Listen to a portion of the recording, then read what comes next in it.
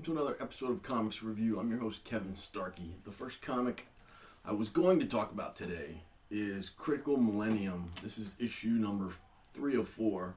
It's by Archaia Comics. And I'm going to not talk about that right now. Let me put that aside and skip to the next one. Actually, this one I wasn't going to talk about, but I ended up reading it, so I threw it in here when I decided I didn't want to review that one. This is Superior. This is issue number 4. It's by Mark Millar, and the artist on this is Lainil Yu, I think is how you pronounce that. And it's got on the front, the best book on the stands. I love that they do that. It's kind of, sort of, you know, it's kind of like giving the finger to you or whatever. It's a joke, really. This is by Millar World and Icon. And I've reviewed this one before. I'm kind of a fan of Mark Millar's stuff, Kick-Ass and all that other stuff. The art in this is really, really good. Basically, the story is about a little boy who, he's disabled, and him and his buddy, like this superior superhero. He's kind of like Superman, basically. And this alien monkey shows up and gives the boy superpowers. Basically, he turns him into Superior, who is just really a movie in this kid's world, you know, a movie, comic book kind of superhero. And so he doesn't really exist. These people don't expect to see him flying through the sky. And so this kid is turned into him, and he's doing all this superhero type stuff, saving people. And in this issue, this reporter is trying to get an interview with him, and she decides to wreck her car, and then he saves her, and then, you know, she asks him some questions and stuff, and basically what happens in here, there's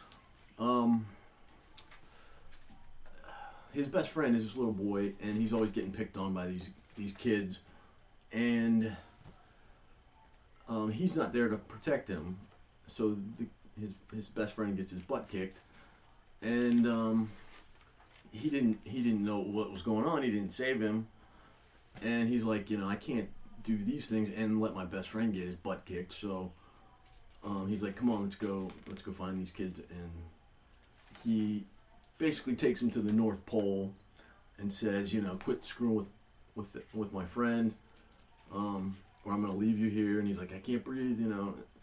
So he scares the crap out of him and brings him back. And then, you know, and he's doing something with the President of the United States, he wants to do more superhero type stuff. He's like, I got these powers, I should be doing more with them for good.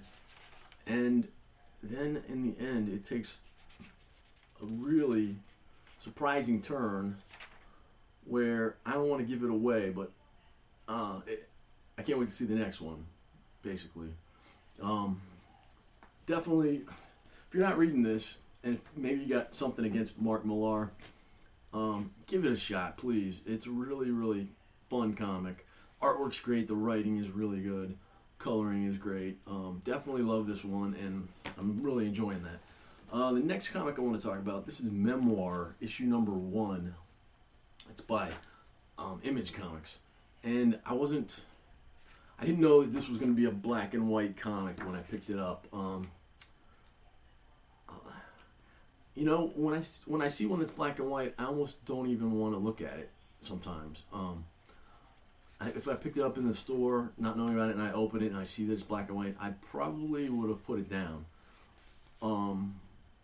But I'm glad I didn't, because this is really a good one. It's about a town where everyone in the town has lost their memory. And this journalist goes to the town to try to get the story and ask people questions and try to figure out what happened in this town. And the artwork in here is okay. It's nothing spectacular. The writing's really good. And then there's a big reveal at the end. He's watching some guy doing some digging, and he's contacted by somebody that tells him that everyone lost their memories except for me. I want to talk to you. Meet me at such and such a place. And I don't even want to give it away, but there's a big reveal here at the end. Let me just show you some of the lead-up artwork to it. But what is buried is revealed, and it's pretty gruesome, and I guess we'll find out later on what happened, how did this, what the story is there. But let me try to show you some more of that there. It's a neat story. I can't wait to see where they're going to go with it. Highly recommend this one. Ben McCool and Nikki Cook are the writer and the artist on this.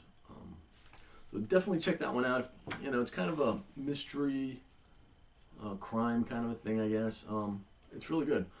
The next one I want to talk about, this is Scarlet. This is issue number 4. Yes, 4. And this is by Icon. And I've reviewed this one a number of times already. This is Brian Michael Bendis and Alex Maleev. And I love this one. This is really good. The artwork is really gritty, and the coloring, I just love it. And this one, basically, she's got the whole community there or whatever on her side. She's killed some cops, but they were corrupt and they were crooked, and they had killed her friend, and she's putting it out there to the public that, we need to step up and we need to do something about, crooked cops, and the FBI's taking over the case, and the people are forming a flash mob in front of, I guess, the police department, and she's going to show up there, she's decided. And it basically sort of ends, well, she's got a buddy that is going to film it and videotape it, I guess.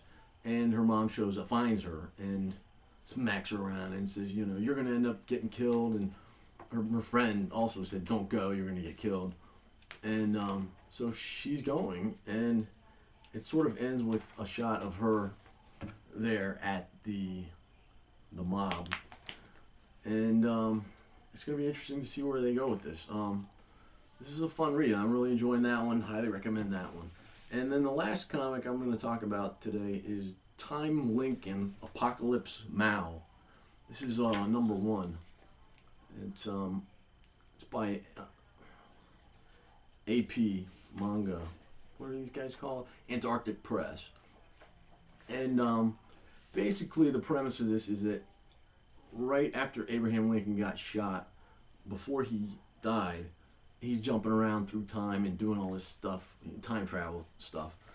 And it says on here, in his final hour, he lived a lifetime. That's the subtitle on this. And in this one, he is just jumping through time. It's kind of a neat, it's cheesy, it's silly, but it's kind of fun. He's on the plane with Barack Obama, basically. And these ships are coming through like some vortex or something, I guess, to try to attack the president. And Lincoln is on the plane, and he's got this special gun, and he shoots the ships, and it shoots the planes. And then Amelia Earhart shows up, and she ends up taking those planes through time to a different time period. And Albert Einstein's in here, and it's just a lot of silly time travel. Lincoln going different places to save people, and it is cheesy, and I'm probably cheesy for reading it, but it's kind of fun. I didn't hate it. Mao Zedong is in there, and Stalin is in here, and it's just silly and goofy, and it's kind of a fun read. There's some shots with Stalin.